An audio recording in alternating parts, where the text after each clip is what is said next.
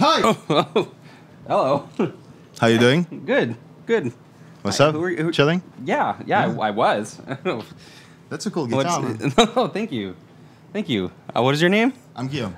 Nice to meet you, You Rob. too, man. You Yeah, too. pleasure. Yeah, so I'm here at NAMM with my new signature model with Chapman guitars.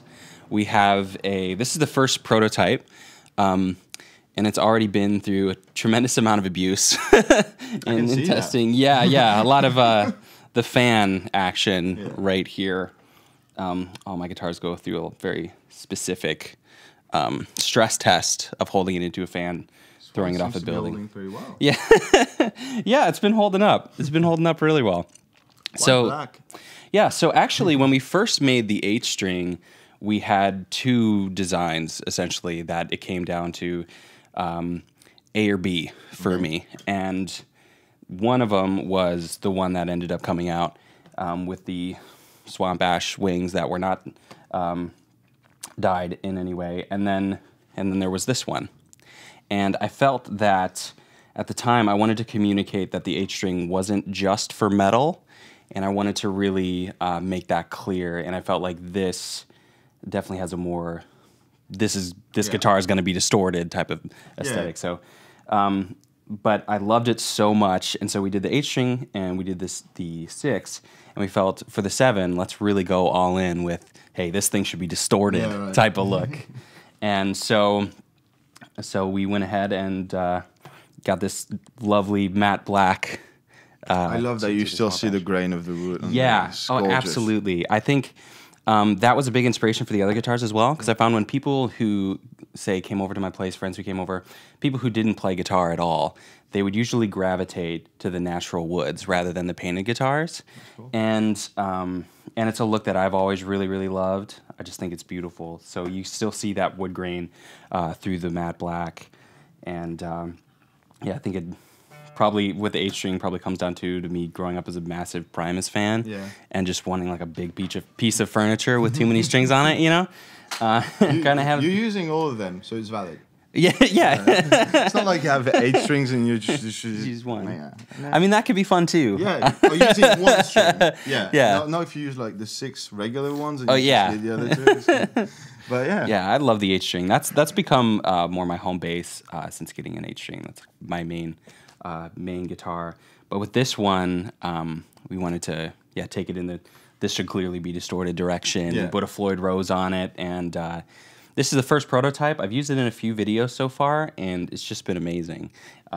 It's been a lot of fun to put the Floyd Rose through a lot of stress tests. Yeah. Is it like only for dive bombing? No. So are you gonna use it? Yeah, I mean, so far I've used it in a lot of typical ways, but I have some other songs coming up that hopefully, you know, if I feel that they've reached a certain bar of quality, they'll make it to the internet. Yeah, right. Or if for now they're just for me though.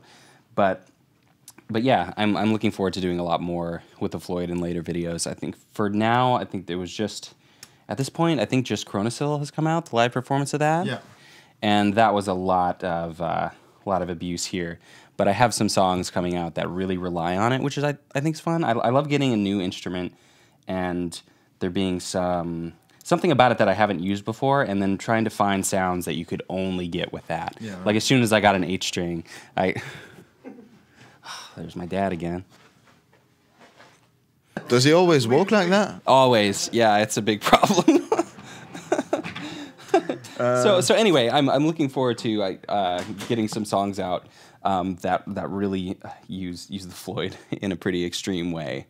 But I trust that you'll make the best out of it, because you know you've got these YouTubers who tend to upload quite a lot and very often, and it's cool. Like, it's one way of doing it. It's one way of doing the thing, and I love the fact that you take so much time, and you put so much time and effort and attention in everything you do on YouTube. Yeah, I think you know, especially for this year, we're trying to focus a bit more on. Well, last year there were quite a few times where we try to put out a new video every week, and quite a few times, like with getting delay without effects, or making an album in a day, or the things we did with Sarah with Sunday Youth Group, we ended up being in a position where it's like, well, we really should get this done, and we're just going to have to push it back a week or two. Yeah. And pretty much every time I had to make that decision to push a project back, it turned out to be one of my favorite videos of the year. So I think this year we're a bit more focusing on a bit more bigger scale stuff. And I think long term, that will be clearly the best option. Yeah. And it certainly is just creatively what I'm interested in doing. Mean, like when the first like Metal in Inappropriate Places came out, and like the time it took to get the second one going, but when it did, because that was awesome. Because I felt we set the bar on the first one pretty high, and then I had a few ideas that I really wanted to do, like the wedding, for example, or the boat,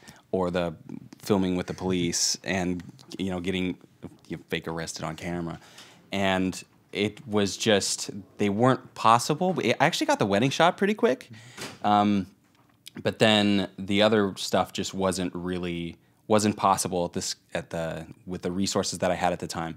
But then after mainly hiring Jake, who is amazing, who shoots and edits all my videos, and then having a bit more of a budget, we were able to get the other things done. So it took a little while. And budget? Yeah. Hey, Jake. Yeah, Jake's the best. Yeah, that was a pretty fun one. So I think this year in videos is going to be a lot more of that. I think there's a lot of pull as a YouTube creator to just constantly be uploading, because if you're focusing too much on, say, view counts, that's certainly the way to do it.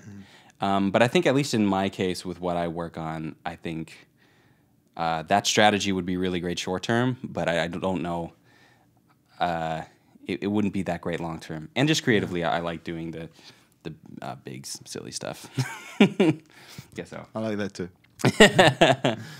Thank you so much for taking the time. Yeah, absolutely. I'm sorry I crept out on you like that. Oh, that's fine. It happens. It's usually how I say hello. Yeah. Sorry. That's cool. Have a good NAMM. You too. Have a good time. Thank you again so much. Thank you guys for watching. This was Rob Scallon with a Chapman guitar in a Hilton room. Sponsored by Hilton.